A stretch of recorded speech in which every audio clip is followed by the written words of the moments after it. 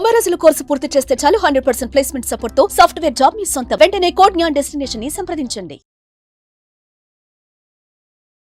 నమస్కారం గురుగారు. నమస్తే అమ్మా. శివుడికి అత్యంత ప్రీతికరమైన రోజు మహాశివరాత్రి అని చెప్తూ ఉంటారు. అలాగే ముఖ్యంగా భక్తులు ఆ రోజులు భక్తి శ్రద్ధలతో ఉపవాసం జాగరణ చేస్తూ ఉంటారు. వాళ్ళకున్న పాపాలు అలాగే కర్మలు తొలగించుకోవడానికి పూజలు అభిషేకాలు చేస్తూ ఉంటారు. ఇంతటి విశిష్టమైన ఈ శివరాత్రి జరుపుకోవడం అసలు ఎలా మొదలైంది? శివలింగం ఎలా ఉద్భవించింది? దాని యొక్క విశిష్టత ఏంటి గురుగారు? వాగర్ధావివ సంపృక్తో వాగర్ధః ప్రతిపత్తయే జగతః పితరో వందే పార్వతీ పరమేశ్వరౌ. అంటే ఆది దంపతులైనటువంటి ఈ యొక్క పార్వతీ పరమేశ్వరుడు యొక్క స్వరూపంలో పరమేశ్వరుడు యొక్క ఆవిర్భావన ఎలా జరిగిందంటే, ఒక రోజున అంటే కొన్ని విషయాలు మనం పురాణాల్లో కానీ ఎక్కడైనా చదువుతున్నప్పుడు కొన్ని విచిత్రంగా అనిపిస్తుంటాయండి. చతుర్ముఖ బ్రహ్మ అని మనం పిలుస్తూ ఉంటాం. నిజానికి ఆయనకి పంచముఖాలు అంటే 5 ముఖాలు ఉంటాయి. ఆయన సృష్టికర్త, విష్ణుమూర్తి నడిపించేటువంటి ఆయన, అదేవిధంగా శివుడు లయకర్త. ఈ యొక్క బ్రహ్మ విష్ణువులకు ఒకనాడు ఒక రకమైనటువంటి తగువు అనేటువంటిది ఏర్పడింది. అంటే గొడవ, ఒక కలహము. ఏమిటనంటే, నేను ఈ సృష్టిలో ముందు ఆవిర్భవించాను, లేదా నేను గొప్ప అంటే నేను గొప్ప. అప్పటికి సృష్టిలో ఏమీ లేవు, పంచభూతాలు కానీ ఆకాశం కానీ వెలుగు కానీ ఏమీ లేవు. అప్పటికి సృష్టి అంతా శూన్యము, ఒక నిరాకార నిర్వికార పరబ్రహ్మ స్వరూపంలాగా సృష్టి అంతా ఉంది, ఏమీ లేవు ఈ జగత్తులో. ఆ సమయంలో జరిగేటువంటి ఈ తగువులో నేను గొప్ప అంటే నేను గొప్ప అని కొన్ని వందల వేల సంవత్సరాలు బ్రహ్మ విష్ణుమూర్తి ఇద్దరు కూడా గొడవలు ఆడుకోవడం, అదేవిధంగా ఒకరి మీద ఒకరు యుద్ధం చేసుకోవడం, అస్త్రాలు ప్రయోగించుకోవడం లాంటివి ఎన్నో జరిగాయి. అలాంటి సమయంలో ఒక అద్భుతమైనటువంటి ఒక తేజస్సుతో ఉన్నటువంటి ఒక శివలింగ ఆకారంలో ఉండేటువంటి ఒక స్తంభం వాళ్ళకి కనిపించింది. ఇదేమిటి, మనం ఎప్పటి నుంచో మనం కొట్టుకుంటున్నాం, దీన్ని మనం సరిగ్గా గమనించలేదు, నువ్వు ముందా నేను ముందా అని మనం కొట్టుకుంటున్నాం, అసలు మనకంటే ఈ సృష్టి మొత్తంలో ఇది ముందు ఉన్నట్టుగా కనిపిస్తోంది, మనం కొట్టుకుంటున్నాం. ఓకే, ఇది ఎక్కడ మొదలైంది? మరి చూస్తున్నారు వాళ్ళు పైనుంచి కింద వరకు, అది ఎక్కడ మొదలైందో, ఏ బ్రహ్మాండం నుంచి మొదలైందో, ఏ బ్రహ్మాండంలో అంతమైందో వాళ్ళకేం తెలియట్లేదు.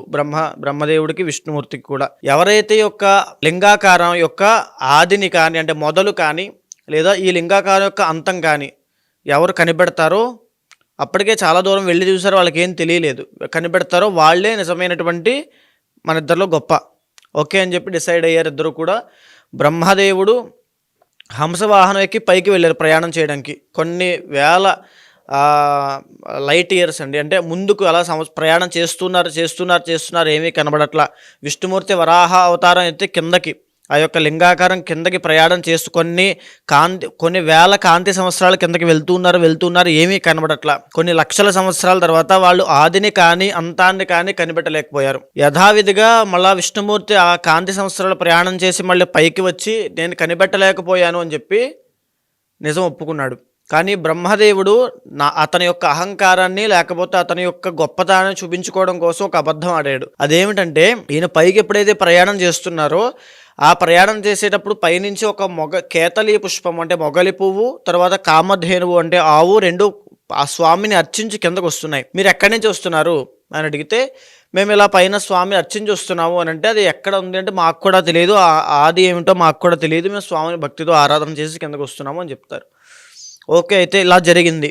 విష్ణుమూర్తికి నాకు ఇలా చిన్న తగువు, పై నేను చూశాను అని మీరు సాక్ష్యం చెప్పారంటే తర్వాత నీకు కావాల్సిన బెనిఫిట్స్ నేను చేసి పెడతాను అన్నట్టుగా బ్రహ్మదేవుడు వాళ్ళిద్దరికీ చెప్తే వాళ్ళిద్దరూ ఓకే అంటే పుష్పము కూడా అప్పుడు వాటికి చలనం ఉండేది. సో ఇక్కడ మనం గమనించాల్సింది, ఆ రెండు కిందకు వచ్చాయి. బ్రహ్మదేవుడితో పాటుగా విష్ణుమూర్తికి ఈ యొక్క సాక్ష్యం చెప్పాయి బ్రహ్మదేవుడి కోసం. అవును, బ్రహ్మదేవుడు చూశాడని చెప్పి మొగలి పువ్వు చెప్పింది, కామధేనువు తలతో చూశాడని చెప్పింది, తోకతో చూడలేదని చెప్పింది. అంటే సగం అబద్ధం సగం నిజం చెప్పింది. వెంటనే ఏదైతే ఈ డిస్కషన్ అంతా కూడా ఆ యొక్క లింగాకారం, అద్భుతమైన లింగాకారం ముందు అంటే అది సృష్టి అంతా నిండి ఉంది కాబట్టి దాని ఎదుట జరుగుతోంది. వెంటనే ఏదైతే పంచముఖ బ్రహ్మ అనేటువంటి ఆయన అబద్ధం చెప్పాడో, వెంటనే ఆ లింగాకారంలోంచి కాలభైరవ స్వరూపం, మహోగ్ర రూపం బయటకు వచ్చింది.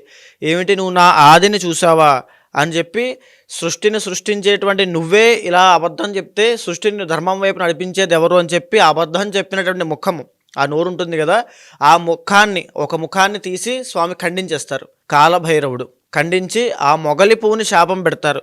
నువ్వు అబద్ధం చెప్పావు కాబట్టి ప్రపంచంలో ఈ సృష్టి ఉన్నంతకాలము కూడా నీ పుష్పాలు ఏ పూజకి పనికిరావు, నువ్వు పూజకు పనికిరాని పువ్వు అని చెప్పి శపిస్తారు. అదేవిధంగా ఆవుకి కూడా, కామధేనువుకు కూడా తలతో అబద్ధం చెప్పావు, తోకతో నిజం చెప్పావు కాబట్టి నీ యొక్క తలభాగాన్ని ఎవరు పూజించినా వాళ్ళకి ఇబ్బందులు చేకూరుతాయి, నీ తలభాగాన్ని ఎవరు స్పృశించినా వాళ్ళకి ఇబ్బందులు చేకూరుతాయి.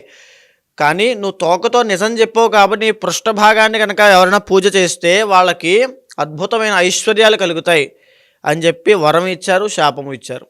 అదేవిధంగా ఆ సమయంలో ఏదైతే కాలభైరవుడి యొక్క అంశ బయటకు వచ్చిందో అదే మాఘ బహుళ చతుర్దశి అర్ధరాత్రి 12 గంటలకి స్వామి ఆ సమయంలో ఆవిర్భవించినటువంటి ఇది. అందుకనే మనం ప్రతి సంవత్సరం మాఘ బహుళ చతుర్దశి నాడు మహాశివరాత్రిగా పూజిస్తూ ఉంటాం. సో కాలభైరవుడు అంటే అత్యంత శక్తివంతమైనటువంటి స్వరూపం అండి. మనలో క్లేశములు, మనలో ఎన్ని నెగిటివ్ థింగ్స్ ఉన్నా, ఉదాహరణకి మనకెవరో చేతబడి చేశారు అని అనుమానం ఉంది. నిజానికి అనుమానమే ఒక నిజమైన చేతబడి అండి. చేతబడి చేయాల్సిన పని లేదు, అనుమానమే ఒక చేతబడి. తరువాత ఏదో ఒక జ్వరం వస్తుంది, ఏదో ఒకటి, లేకపోతే మీ అంతటా మీరే ఒక రకమైనటువంటి డిప్రెషన్కి, యాంగ్జైటీకి, ఓవర్ థింకింగ్కి, కోపానికి గురవుతున్నారు అనుకోండి. ఒకటే సింపుల్ సొల్యూషన్, కాలభైరవ అష్టకాన్ని ప్రతిరోజు చదవండి. పొద్దున్న, మధ్యాహ్నము, సాయంత్రం 3 పూట్ల కూడా కాలభైరవాష్టకాన్ని చదివితే దరిద్ర నాశనం అయిపోతుంది. దరిద్రము అనేటువంటి పదానికి అర్థము నెగిటివ్ థింగ్స్ అండి. మనలో ఉండే కోపమైనా, మన ఓవర్ థింకింగ్ అయినా, మన యాంగ్జైటీ అయినా, మన డిప్రెషన్ అయినా, ఇవైనా అవ్వచ్చు. మన చుట్టూ ఎవరైనా మనం చెడగొట్టే వాళ్ళు ఉంటే, లేదా మనకి ఏదైనా ఇబ్బంది చేయాలనుకుంటూ ఉన్న వాళ్ళు ఉంటే, వాళ్ళందరికీ కూడా ఆ నెగిటివ్ థింగ్స్ అనేది మనకి దూరం అయిపోతాయి, వాళ్ళందరూ దూరం అయిపోతారు. కాలభైరవ స్వరూపం అంత శక్తివంతమైన స్వరూపం. అందుచేతనే ప్రతి మహాశివరాత్రికి అర్ధరాత్రి వేళ కనుక, అంటే 12 గంటలకు లింగోద్భవ కాలంలో ఎవరు కాలభైరవాష్టకాన్ని చదివినా వాళ్ళకి సంవత్సరమంతము కాలభైరవాష్టకం చదివితే ఎంత ఫలితం వస్తుందో అంత ఫలితం వస్తుంది. అదేవిధంగా లింగోద్భవ కాలం అంటే రాత్రి వేళ జరిగింది కాబట్టి స్వామి కోసము, శివుడి కోసము ప్రతి భక్తుడు కూడా ఆ రోజున జాగారం ఉంటారు, ప్రతి భక్తుడు ఉపవాసం ఉంటారు, ప్రతి భక్తుడు స్వామికి అభిషేకం చేయడము, ఆ అభిషేకం చేసి దాన్ని చూస్తూ పులకించుకోవడం అనేటువంటి జరుగుతూనే ఉంటుంది. ఎవరైతే మాఘ బహుళ చతుర్దశి నాడు అర్ధరాత్రి వేళ లింగోద్భవ కాలంలో స్వామికి ఏకాదశ రుద్రాభిషేకం చేయిస్తారో, ఏకాదశ రుద్రాభిషేకం ఏకాదశ రుద్రులకి ప్రతీక. ఎవరైతే స్వామికి 1,00,000 బిల్వపత్రి పూజ చేస్తారో అర్ధరాత్రి వేళ, అదేవిధంగా స్వామివారి ఎదుట నుంచుని కాలభైరవాష్టకాన్ని పారాయణ చేస్తారో, లేదా ఇవన్నిటికంటే ముఖ్యమైనటువంటిది శ్రీ గారు సేవించడము, అదేవిధంగా తపస్సు చేయడము. అంటే మనము చాలామంది ఏంటంటే ఇన్ని కొబ్బరికాయలు లేకపోతే ఇన్ని చేస్తాననే స్వామికి అనుకుంటుంటారు. అవేమి కాదండి. భక్తి కావాలి, నిజాయితీ కావాలి స్వామివారి దగ్గర. ఆ ధర్మము, ఆ భక్తి, ఆ నిజాయితీ ఉంటే స్వామి మన ఎదుటే కూర్చుంటాడు. అలాగా ఎవరైతే మాఘ బహుళ చతుర్దశిని సద్వినియోగం చేసుకుంటారో, సంవత్సరంలో ఎన్ని మాస శివరాత్రులు ఉంటాయో ప్రతి నెల, ఆ శివరాత్రులు అన్నీ కూడా చేస్తే ఎంత ఫలితం వస్తుందో ఒక్క మహాశివరాత్రి నాడు అర్ధరాత్రి వేళ చేస్తే అంత ఫలితం లభిస్తుంది. అయితే మనము ఆస్ట్రాలజీ పరంగా కూడా చూసినప్పటికీ కూడా ఒకటి మనకి స్పష్టంగా కనబడుతుందండి. జాతకంలో ఎలాంటి దోషాలున్నా, లేకపోతే ఎలాంటి యోగాలున్నా అవన్నీ కూడా దేని వల్ల సంభవిస్తాయి అనే క్వశ్చన్ మార్క్ మీకు వస్తే ఒకటే ఆన్సర్, కర్మ. మనకి ఎక్కడో ఒక పుణ్యకర్మ ఉంది కాబట్టి మనం సుఖాన్ని అనుభవిస్తూ ఉన్నాం, మనకి ఎక్కడో ఒక పాపకర్మ ఉంది కాబట్టి మనం దుఃఖాన్ని, కష్టాన్ని, సమస్యను అనుభవిస్తున్నాం. చూసేటువంటి మీకైనా సరే ఎలాంటి కష్టాలున్నా, ఎయిదర్ అప్పుల బాధలు అవ్వచ్చు, వివాహం తొందరగా అవ్వట్లేదు అనేటువంటి సమస్య అవ్వచ్చు, లేకపోతే డబ్బులు నిలబడట్లేదు అనేటువంటి సమస్య అవ్వచ్చు, పై అధికారులతో ఒత్తిడి వల్ల మీరు మెంటల్ టార్చర్ అనుభవించడం అవ్వచ్చు, కుటుంబ ఒత్తిడి అవ్వచ్చు, మ్యారీడ్ లైఫ్లో ఇబ్బందులు అవ్వచ్చు, మీ శరీరంలోనే ఎన్నో ఆరోగ్య సమస్యలు మిమ్మల్ని తినేస్తూ ఉండొచ్చు, విపరీతమైన ఓవర్ థింకింగ్ ప్రాబ్లం, ఎవరికి చెప్పుకోలేనటువంటి బాధ, ఆ భయము ఎన్నో ఉంటాయి. నేను జాతకాలు వింటున్నప్పుడు నేను వింటాను కాబట్టి అండి. డబ్బులు మీరు ఎక్కడో ఇన్వెస్ట్ చేస్తారు, అంటే మీరు ఎవరికో అప్పుగా ఇస్తారు, పాపం సహాయం చేద్దామని ఇస్తారు, కానీ డబ్బులు తిరిగి రావు. మీరు ఇక్కడ తినడానికి కూడా తిండి లేని పరిస్థితిలో ఉన్నప్పటికీ కూడా వాళ్ళ దగ్గర డబ్బులున్నా వాళ్ళు ఇవ్వరు. అది కూడా ఒక రకమైన కర్మే, మీకు తెలియకపోయి ఉండొచ్చు అంతే. సో అదేవిధంగా వృత్తి విషయంలో మీరు ఎంత కష్టపడినా, మీకు ఎంత టాలెంట్ ఉన్నా, మీకు ఎంత కెపాసిటీ ఉన్నా, చిన్నప్పటి నుంచి ఫస్ట్ ర్యాంక్ అనుకుంటారు, కానీ జీవితంలో సెటిల్ అవ్వడం చాలా కష్టపడతారు, వాళ్ళకి తెలుస్తుంది. అదేవిధంగా మీ కుటుంబంలో అవ్వచ్చు, సమాజంలో అవ్వచ్చు, కావాలి మిమ్మల్ని టార్గెట్ చేసి లేకపోతే మిమ్మల్ని ఏదో ఒక ఇబ్బందికి గురి చేయాలని, ఒక నరదృష్టి పెట్టాలని, ఏదో ఒక ఇబ్బంది, ఒక నెగిటివ్ ఫేజ్లోకి తీసుకెళ్తూ ఉంటారు మీ పని మీరు చేసుకుంటూ ఉన్నప్పటికీ కూడా. దానికైనా అదేవిధంగా మీరు భగవంతుడి దగ్గర కూర్చుని నాకు ఈ జీవితం వద్దు, స్వామియే నాకు కావాలి అనేటువంటి అంత డిటాచ్మెంట్, అంత వైరాగ్యంలోకి వెళ్ళిపోయినటువంటి మీరు మళ్ళా ఈ మాయలో పడి భగవంతుడి మీద ఆసక్తి కూడా కోల్పోయి, అసలు దేవుడి మీద ఇంట్రెస్ట్ కూడా లేకుండా, పూజల మీద ఇంట్రెస్ట్ కూడా లేకుండా, దేవుడే లేడు అనేటువంటి హేతువాదము లేదా నాస్తికత్వం అనేటువంటి పేరుతో ఎన్నో ఇబ్బందులు, మీ మానసిక అలజడి అని మీకు తెలుస్తుంది. ఇది కూడా ఒక కర్మేనండి. భగవంతుడికి దూరం అవ్వడమే నిజమైనటువంటి కర్మ.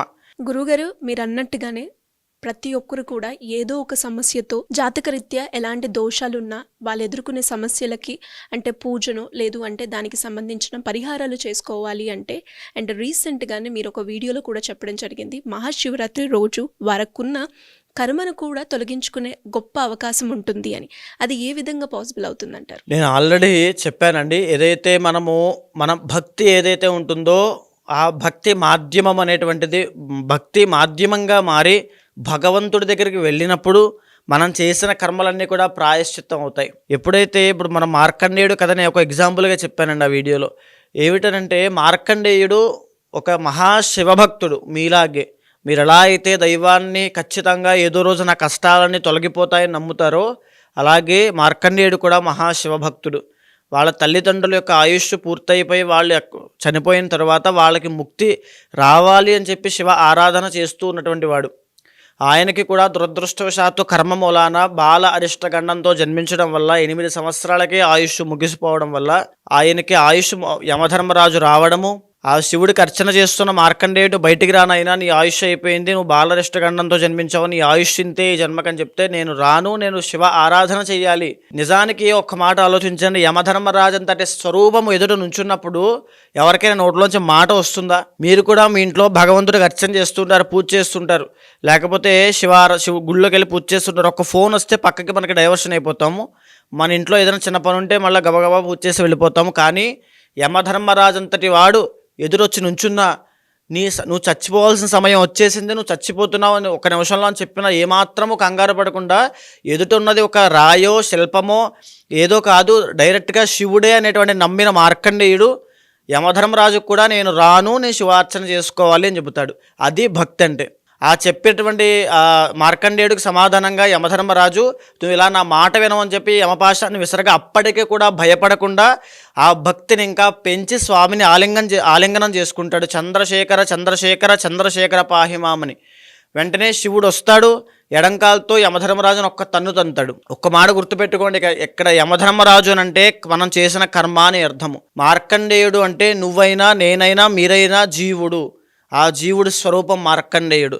ఆ పరమేశ్వరుడు అంటే ఏదైతే శివుడు ఉన్నాడో ఆయన భగవత్ స్వరూపం, మన భక్తి అని అర్థము. ఎప్పుడైతే ఈ జీవుడు భక్తితో ఒక స్వామిని కానీ ఒక మంత్రాన్ని కానీ ఒక పూజను కానీ నమ్మి మనసా వాచా కర్మను ఆచరించినప్పుడు ఆ భక్తి ఆ కర్మని ప్రాయశ్చిత్తం చేస్తుంది, మనం ఉన్నటువంటి దోషాలని తొలగిస్తుంది. మార్కండేయుడు చిరంజీవి అయినట్టుగానే మీరు కూడా మహదైశ్వర్యవంతులు అవుతారు. ఈ ఫిబ్రవరి 26వ తారీఖున నేను చేసేటువంటి కర్మ ప్రాయశ్చిత్త రుద్రతంత్రంలో పాల్గొనండి. ఎవ్వరు ఎలాంటి కష్టాలతో అనుభవిస్తున్నప్పటికీ కూడా ఈ కార్యక్రమంలో పాల్గొన్న ప్రతి ఒక్కరికి ఆ రోజు తరువాత నుంచే తక్షణమే మీ సమస్యలన్నీ తొలగించబడతాయి. ఆ రోజు లింగోద్భవ కాలంలో స్వామివారి యొక్క సేవ చేయండి. మీకు కనిపించే నెంబర్కి కాల్ చేయండి, వారు పూర్తి డీటెయిల్స్ మీకు అందిస్తారు. తప్పకుండా పాల్గొనండి, మీ కర్మని ప్రాయశ్చిత్తం చేసుకోండి. ధన్యవాదాలు గురుగారు. నమస్తే అమ్మా.